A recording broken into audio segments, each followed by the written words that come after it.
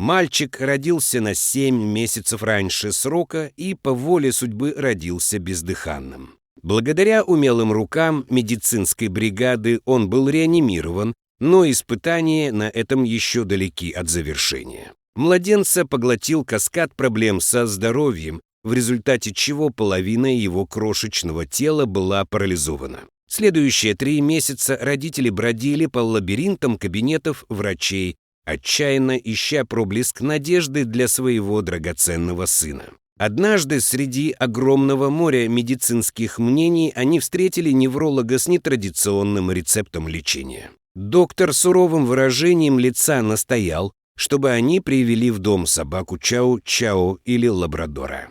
Сбитый с толку и нерешительный, мой друг попытался возразить, ссылаясь на сложности ухода за 3 детьми, у одного из которых уже были серьезные проблемы со здоровьем. Ответ доктора не был простым предложением, это был твердый приказ. Решив, семья приобрела 3-месячного щенка черного Чау-Чау. Старшие девочки были в восторге от перспективы нового пушистого друга, но собака, на удивление, не проявила к ним никакого интереса. Вместо этого маленькая собачка кинулась к парализованному мальчику и, к шоку родителей, начала его нежно жевать. Озадаченные и обеспокоенные, родители сначала подумывали прекратить такое необычное поведение. Однако, внимательно наблюдая, они поняли, что собака нацелена только на парализованную сторону ребенка. Вскоре после приезда пушистого целителя в их жизнь вошла массажистка,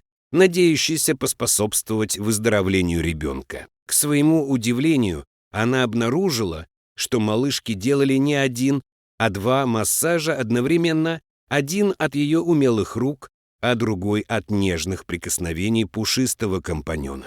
Потрясенная и чувствуя себя неадекватной, она отказалась продолжать сеансы, заявив, что не может конкурировать с чудесным исцеляющим прикосновением собаки. Когда-то неподвижный и не реагирующий ребенок начал проявлять признаки улучшения. Через месяц малыш, несмотря ни на что, потянулся обеими руками. Собака продолжала свои странные, но целеустремленные действия, перемещая ребенка, как если бы она заботилась о своем собственном щенке.